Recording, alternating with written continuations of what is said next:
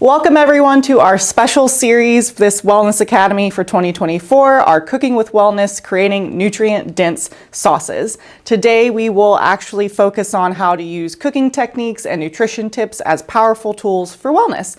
And by adopting a philosophy of using food as a foundation for health, along with culinary techniques and nutritional guidance, we can develop recipes and skills that support self-care both in and out of the kitchen. Cooking skills are vital because they provide us a pathway to cultivate our health and well-being, giving us the power to choose nourishing whole foods that really support our bodies and minds, and also our communities.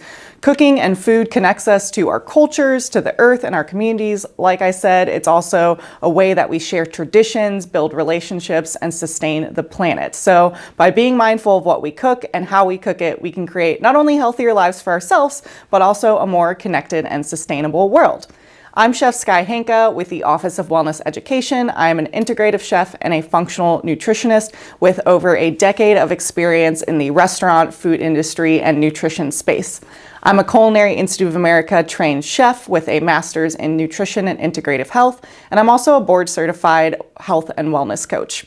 So a lot of my work today, after kind of transitioning from the restaurant industry, focuses around culinary nutrition education and empowering individuals in their wellness journeys through that culinary and nutrition education, and also just cooking really good food. A lot of my philosophy around food as medicine is more focused on conscious cooking, mindful and intuitive nutrition, and embracing really a restorative and functional approach to nutrition and culinary skills. So today you're probably asking, why sauces? I think sauces are a great entry point if you feel like you're a novice in the kitchen. A lot of them can be prepared without any kind of heat or any kind of like actual on the stovetop cooking. So that kind of makes it a little bit easier for you. And most of them you can actually just blend in the blender too. So if you don't have good knife skills, don't worry. All of the sauces we're doing today, we're going to be blending in a variety of different blenders that I have. So you'll see, Vitamix to food processor and some culinary knife skills, but definitely easier sauces that you can master at home, and they're really quick to make too. In fact, I think sauces are really important too, because in the classic kitchen brigade structure, that is the French structure for how we typically organize different staff members in the back of the house in restaurants. You usually have line cooks, prep cooks, sous chef, executive chef, and within all of those, sometimes more fine dining restaurants will actually have a saucier, which is a chef specifically devoted to making sauces. So that kind of, little bells in your head triggers how important a sauce can be for really crafting a well-rounded dish, for delivering nutrients and flavors. It really just is a fun place to start. And also I think sauces are also the most forgiving in terms of the kitchen. We can tweak them. If we add too much of one thing, we can usually, balance it out with something else. We can add in different ingredients and experiment with different techniques that make them really fun. So let's get into it. Today I'll be demonstrating 3 techniques for creating these nutrient-dense sauces. We're going to use specific recipes as examples. So I'm going to have 3 different recipes for you today. The techniques that I'm going to be using are going to be how to reduce fat and sugar in a dressing, how to utilize vegetable purees, and how to emphasize herbs and spices instead of relying so much on salt and pepper like we do in America.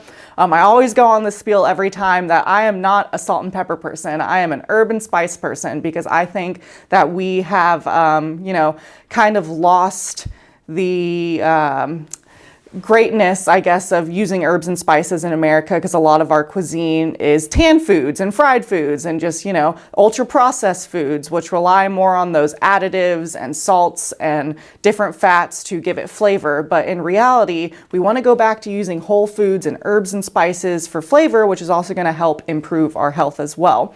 I'm also going to be discussing how to incorporate probiotics and prebiotics into your sauces for a little health benefits, and I'll discuss what those are. And we'll talk about how to shop smart for sauces, because let's be real, sometimes you just want to save time, and that's totally okay. And I do think there are some sauces that are just meant to be store-bought, because really, are you going to make ketchup from scratch? I'm not a homemaker on a homestead, so I'll probably just buy my ketchup and ranch and some of those ingredients. But let's get into what makes a sauce nutrient dense. So really kind of a broad spectrum here. I like to say a nutrient-dense sauce should be rich in vitamins and minerals and other beneficial compounds while lowering the calories, fat, and sodium.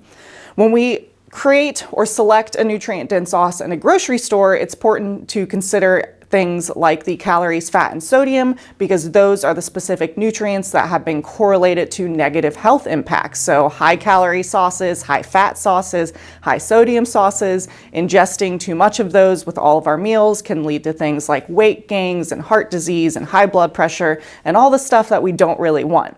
So making our sauces at home is a great way for us to take back that control and also just create sauces that are a lot more flavorful than the ones that you would buy in the store. When it comes to selecting store-bought sauces, a lot of the times I will look at the nutrition facts label.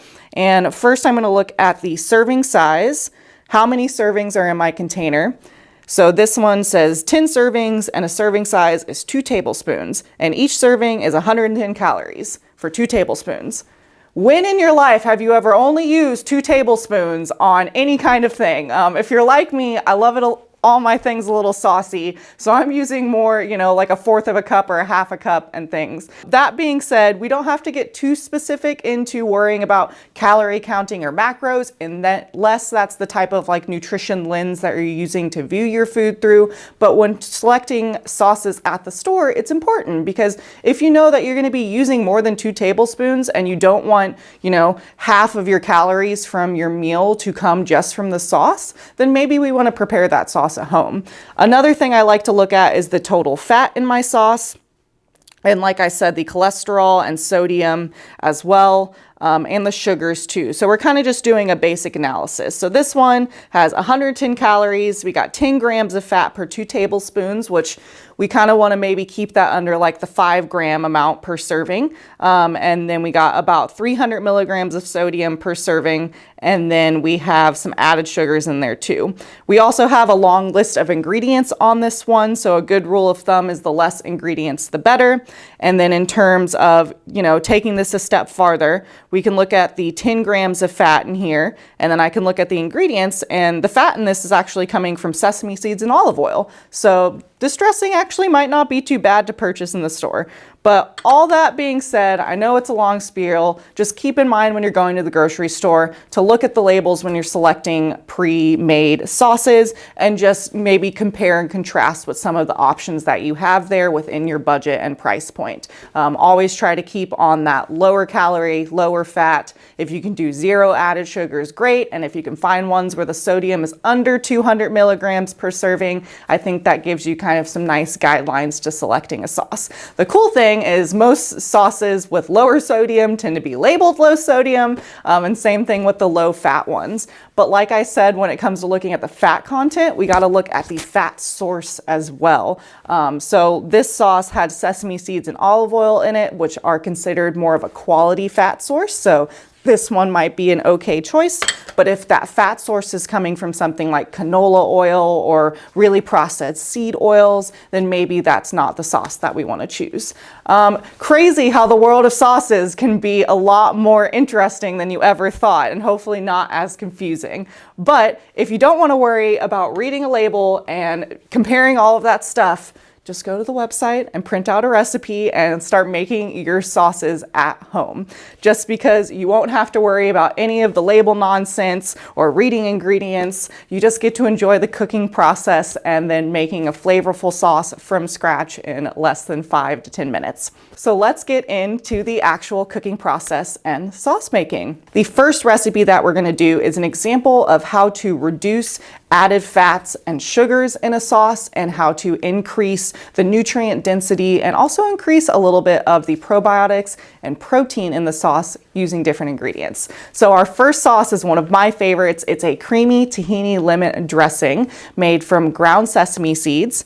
Sesame seeds are rich in monounsaturated fats, which have been found beneficial for heart health. They also have some minerals in them as too. We also have some lemon in here that's going to add vitamin C. We're going to be using a little bit of Tofu today, which has potassium, which is good for energy production and electrolytes. Tofu also has a little bit of protein in there. If you don't like the tofu, you can use something like Greek yogurt, which is great for probiotics. The Greek yogurt also has protein in there too. So if you don't like tofu, use Greek yogurt. For our probiotic addition to this sauce, we're going to be using sauerkraut. And if you don't have sauerkraut in your fridge, I implore you to go to the grocery store and buy some, or just make some, because it is amazing to blend into sauces that are not cooked and are raw. So you really get the added benefit from those probiotics. And just to take a quick pause here, what are probiotics?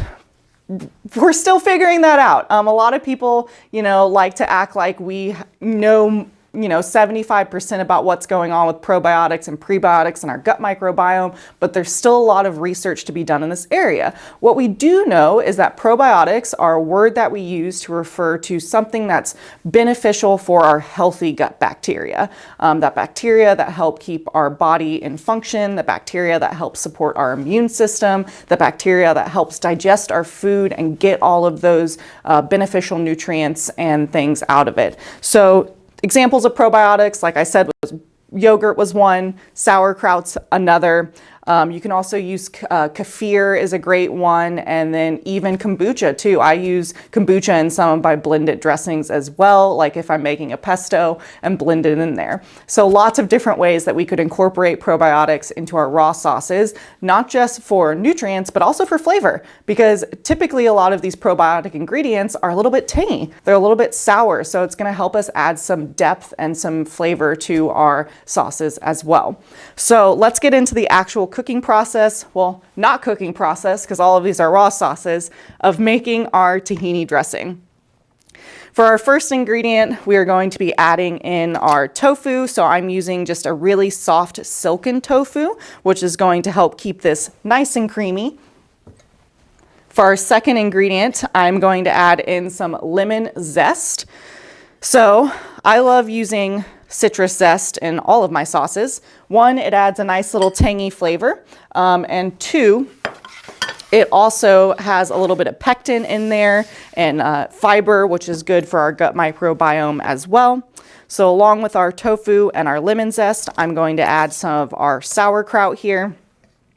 And all of the amounts for these can be found in the PDF links that we will send to you with this video or online. So I'm going to add in about 2 to 3 tablespoons of my sauerkraut and include some of that liquid in there too as well. This is a garlic and dill sauerkraut, which I highly recommend using for this recipe just because it's nice and tasty. So tofu, lemon zest, sauerkraut. I'm also going to add in some lemon juice as well. You can see that in this recipe, there is no salt. So I'm not adding any additional salt.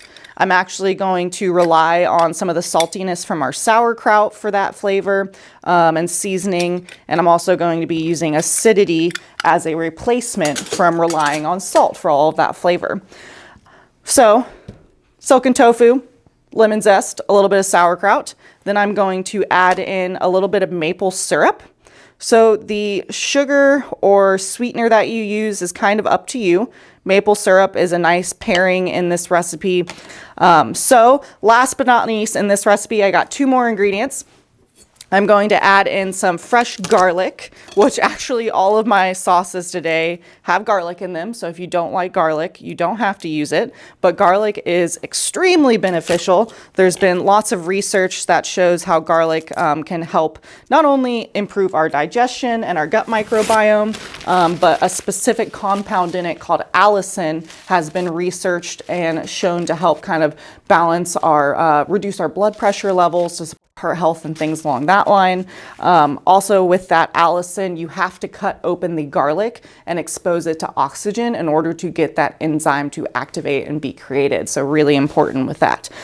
For garlic too as well, to protect that enzyme, if you are looking to get benefits from it and you're using it in a hot application, so say we're doing like a stir fry or we're cooking something with garlic, if you chop up your garlic and let it sit for about 10 minutes, it'll actually start to protect those compounds so that way they're not lost during that heating process. Last but not least, for our sesame tahini dressing, I'm going to add in our sesame. So as you can see too with this one, I have just been mixing up some of that oil because the sesame seeds, oil in the sesame seeds tends to separate a little bit. So I'm going to grab, maybe like a good half a cup of this and add it into my mixer. And there was a methodology to how I added all of this in my mixer. You can see that I added my sesame paste last. That's because it's very thick. So if you add it first underneath everything, sometimes your blender will get stuck on you, which is not very fun. And then you have to do that fun dance of, like getting a wooden spoon or something on top and trying to stir it around. So, just a little tip to add your sesame tahini paste last. All right. So I have all my ingredients in here. Totally optional if you want to add just like a little bit more of toasted sesame seeds in this, you can. One other thing I'll say, this is a very basic dressing. So if I wanted to add ground ginger to this, ground turmeric, maybe even like cardamom in this would be really nice. You can add some different herbs and spices to help transform the flavor as well. I have everything in my blender. Going to grab my little food processor top, and this is a really cool immersion blender that actually comes with a food processor and immersion blender and all that good stuff. And now I'm going to blend this all up. Perfect. Since we don't have too many big ingredients in this, it shouldn't take too long to blend. And that sesame paste is going to help keep this, or tahini paste is going to help keep this nice and creamy. It also acts as an emulsifier. So if you've ever made any kind of dressing and you've left it on the counter and come back and you've seen it separates, you might need some kind of emulsifier. So as you can see, I have my dressing nice and blended with my food processor. Taste it. All right. I think that tastes pretty dang good. When it comes to seasoning any kind of sauces, typically what I try to taste for is acidity, sweetness, sour, and usually fat. So I look for 4 different things. So when I'm tasting this, if it tastes too fatty or, coats my mouth too much, then I know I can use some kind of acid to help balance that out. If it tastes too bitter, say if I was using an olive oil in this and it was very bitter, I know I could use some kind of sweetness to help balance that out. So for instance, tahini paste can be bitter to some people, so we added maple to this. If it tastes too bland, then maybe again I'll add some like acid, or if I really want to, a pinch of salt. For this one, I tasted it. I actually think I'm going to add a tiny bit more sauerkraut to it, just because I want it a little bit more tangy, and just a tiny bit more maple. And then blend it on up again. So always, always, always taste your food. I actually teach cooking classes right now part-time at the Culinary Institute of America, and I'm always flabbergasted when people give me something and they're like, oh yeah, this is done. And I'm like, did you taste it? And they just stare at me. And I'm like, you gotta taste it. How do you know if it's done? All right, so finish blending this guy up.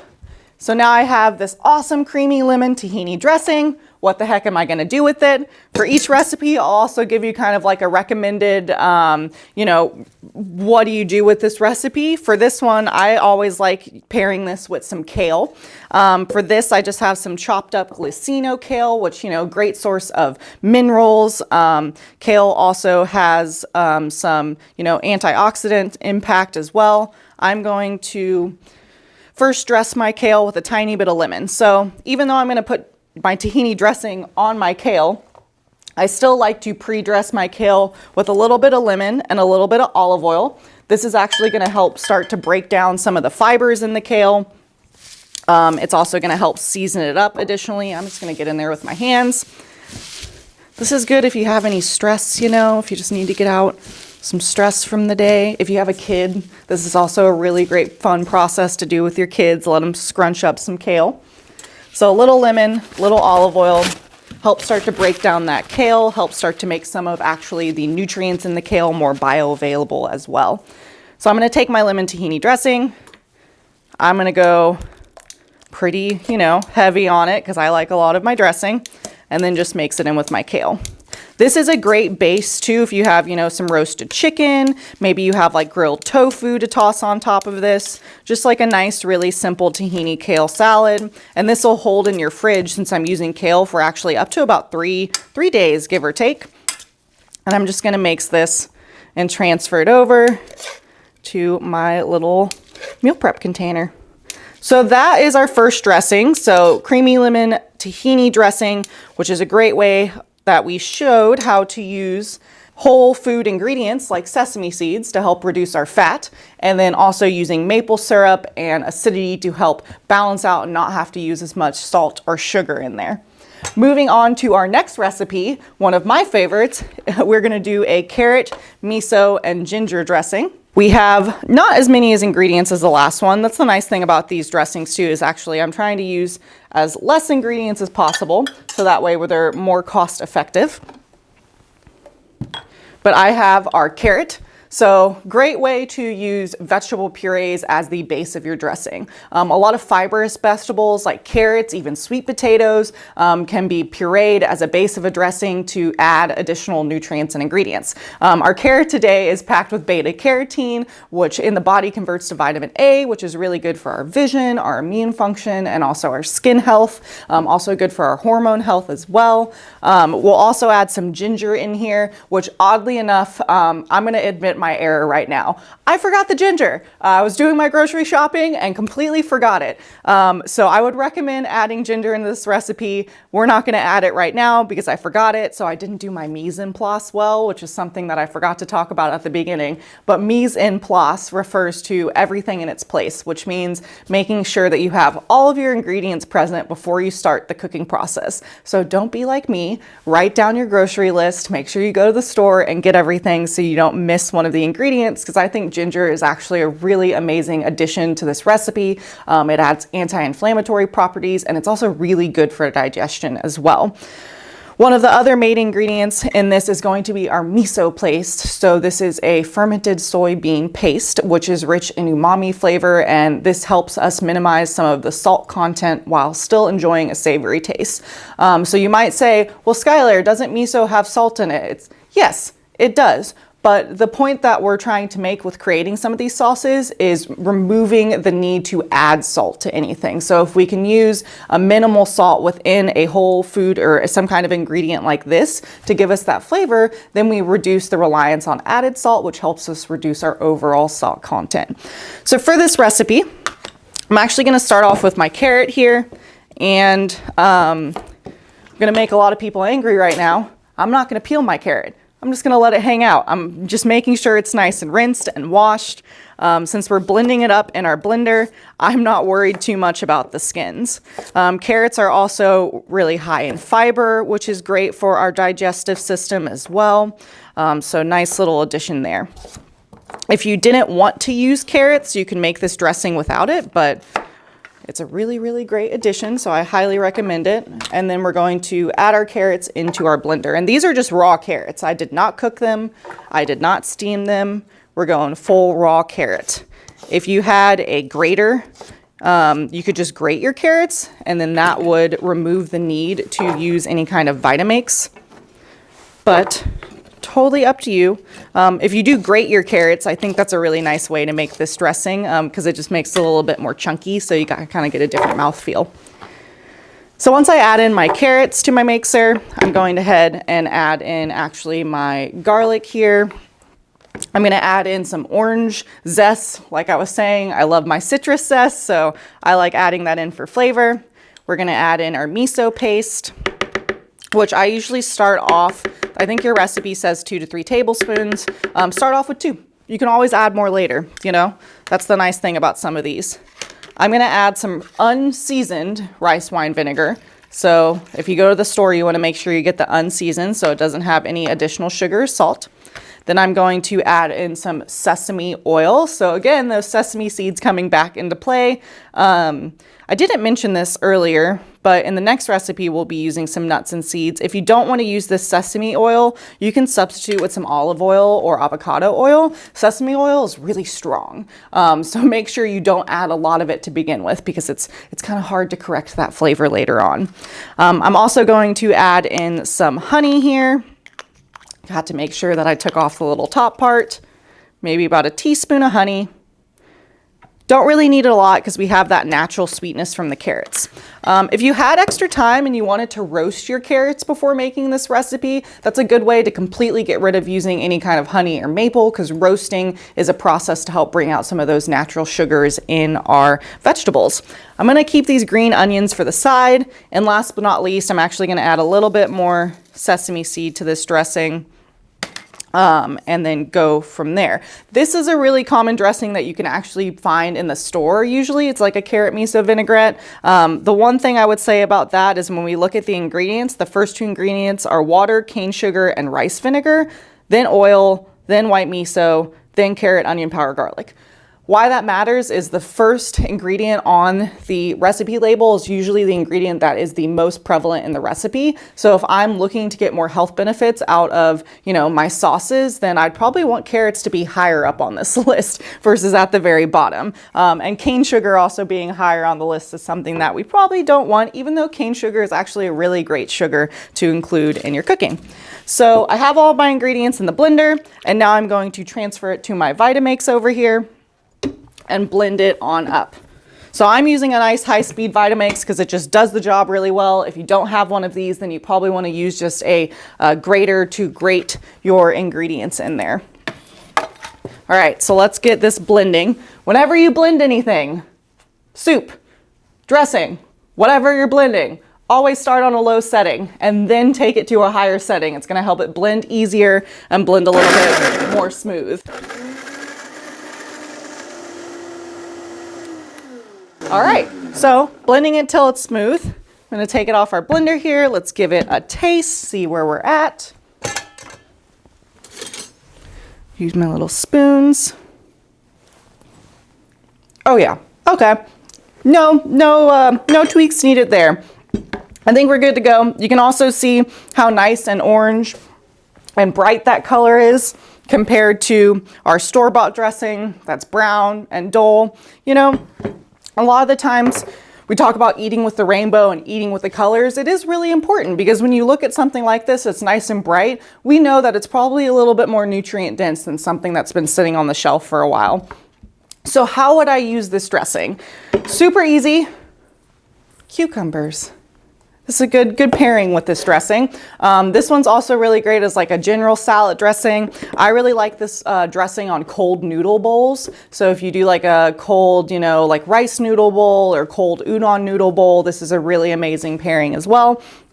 I'm just gonna add it to our chopped cucumbers here. So cucumbers, great for hydration, good for the summer. And you can see my dressing is a little bit thick. If you don't want it this thick, add a little bit more rice vinegar. Maybe add even some apple cider vinegar would be really, really nice with this as well. So I'm going to take my cucumbers. I'm just gonna give it a toss in my dressing here, get them nice and coated. And then I'm gonna add 2 other ingredients to this. And this will keep in your fridge for about 2 to 3 days, give or take. So remember earlier, the one ingredient I'm missing is ginger. I would add the ginger in with our ingredients into the food processor and blend it all up. I would use fresh ginger just so it's nice and vibrant. If you don't have fresh ginger, totally okay to use the ground ginger, just add a little bit at a time. So I'm gonna add in some sliced scallions to this as well, just to give it a little extra flavor. We're gonna use the green parts, not the white parts. You can save your white parts though if you're gonna do any kind of like stir frying, or save them if you're like making a good stock at home. So nice rough chop on our green onions. And then we're gonna go into our cucumbers. And then lastly, just top it with a little more sesame seeds. So great little quick, as I throw my stuff everywhere, great little quick salad with that carrot and miso dressing. I'm just gonna transfer that to our little bowl over here so we can enjoy it later and come back to it. I love this dressing. It's definitely one of my go-tos as well. I'll also use it in collard green wraps. If you've ever taken collard greens and then strip the leaves nice and big, and you can fill them with a bunch of like julienne and diced vegetables. Either put this in the wrap or use it as a dip. Super good. Same thing with the tahini dressing. Also makes a great like sandwich spread, dip, anything like that. All right, so last but not least, our final recipe. I hope y'all are still awake and paying attention. If you need to do like a little stretching right now, do some stretching, do some like arm movements. If you're sitting down, I invite you to stand up and just move and stretch out a little bit before we get into our third and final sauce. So our first sauce, just to recap, was that lemon tahini dressing, where we showed how to use whole foods like sesame seeds and using maple instead of other added sugars to reduce the added fat content and also to increase the nutrients. The next recipe we just did was our carrot miso ginger dressing, which is where we showed how to rely on vegetable purees for the base and also look at that natural salt when we use ingredients like the miso to help season it, and then adding some other just natural ingredients like the sesame oil and good stuff along that line. The last recipe is going to shift to looking at how to incorporate more herbs and spices into your sauce recipes while also still, again, using some vegetables and other ingredients to add that flavor. But herbs and spices are so amazing, and if you don't have a well-stocked spice pantry, I think after this video you will hopefully be inspired to go to the grocery store and buy yourself some nice herbs and spices and get back into using them. A tip about herbs and spices though, they do lose their potency over time. So ground spices, they typically say, are only good for about 6 months of the year, up to 6 months. And then whole spices are about a year. That being said, I am also at fault for having spices in my spice cabinet that somehow get lost in the back, and I find them 2 years later and realize I still have them. They're still usable. You'll just have to use more of them to get the intended flavor. So totally okay there. Another thing I will say is buying spice blends. Just make the spice blend. I know it might seem like you're saving money and time, but in the long run, it'll be more flavorful and you'll actually probably save money just going to the bulk section of the food store and buying the amounts that you need. For this recipe today, the herbs and spices we're going to be using are paprika and turmeric. They're two of my favorite spices to use. In terms of herbs, you could add some basil to this recipe, would be really amazing. It's a sun-dried tomato romesco sauce recipe, so basil would be really nice in here. A little parsley as well would be really nice in here, and even some cilantro if you really love cilantro, but definitely some basil would be great. So this recipe features sun-dried tomatoes, which are concentrated with lycopene, which is a powerful antioxidant that supports heart health and also may help protect against certain types of cancers too. I love buying sun-dried tomatoes packed in oil personally, and I typically like to look at what oil they use. So this one has extra virgin olive oil in it, which is good, I think, in comparison to a canola oil. I also think they're just much more flavorful when they're packed in oil. And another reason for that too is if you buy sun-dried tomatoes that aren't packed in oil, you have to rehydrate them in water for this recipe because you want them to be able to blend. And when you rehydrate them in water, you're extracting some of the water-soluble nutrients and then you don't get them. So this way you get more of the nutrients in the tomatoes. We're also going to be using some red bell peppers, which are high in vitamin C and vitamin A, so great for our immunity and our eye health. And also great for fiber too as well.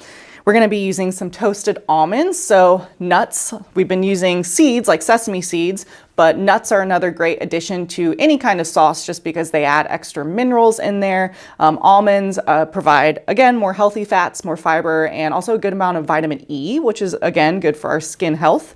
For our herbs and spices, I mentioned the smoked paprika, which adds some richness and some smokiness, also helps a little bit with that digestion. And of course, turmeric. We've all probably heard about turmeric at this point. Really great anti-inflammatory. It tends to be a little bit bitter though, so we like to pair it with other things. Lastly, but not least, I have some cottage cheese in this recipe since we're making it more of a dip, and I also have some garlic.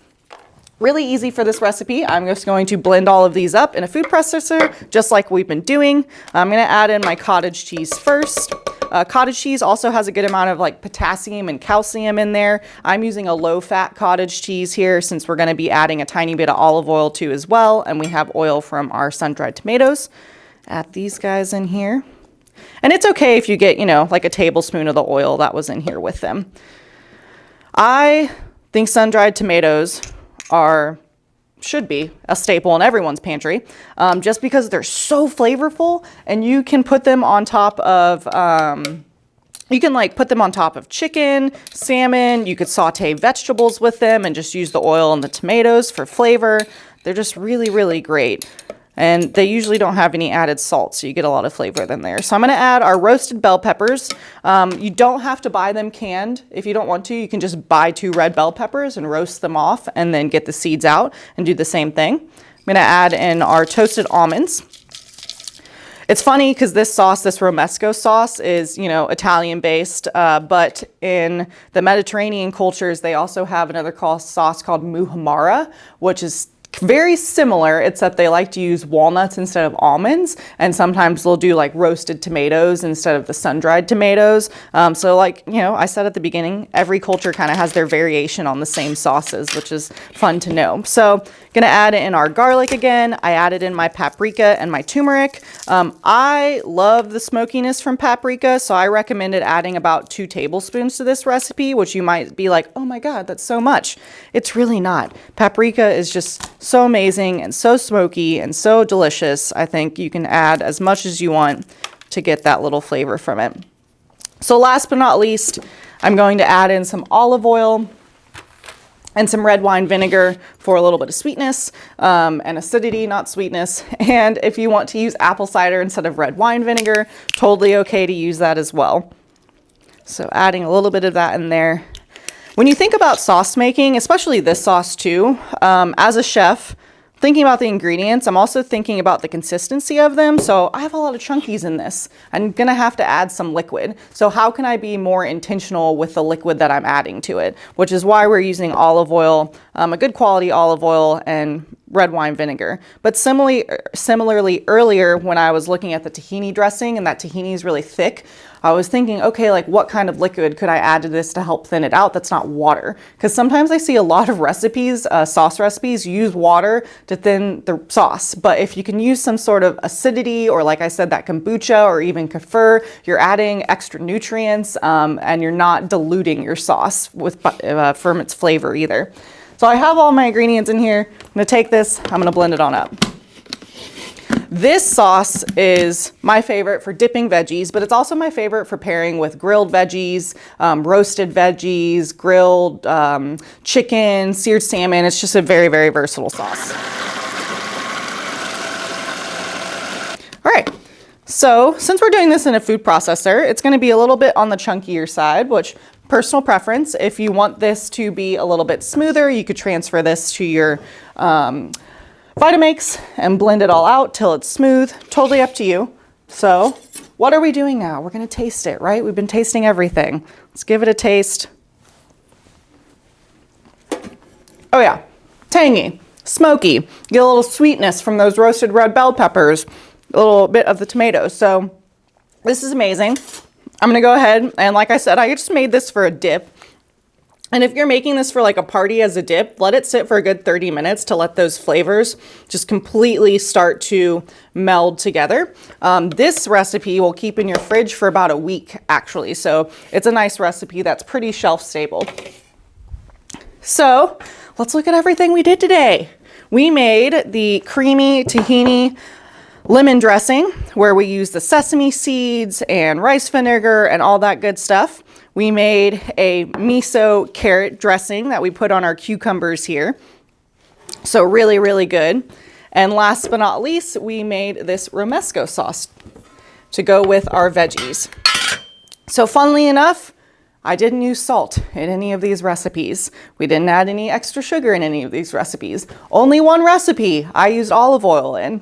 So there's a lot of great ways that you can modify sauces that will provide more deliciousness and also support our health. So whether it's reducing the fat and sugar, utilizing vegetable purees, or emphasizing herbs and spices, or even incorporating the probiotics, like I said, these strategies will all help you elevate your cooking, and I really hope you're inspired to try this at home.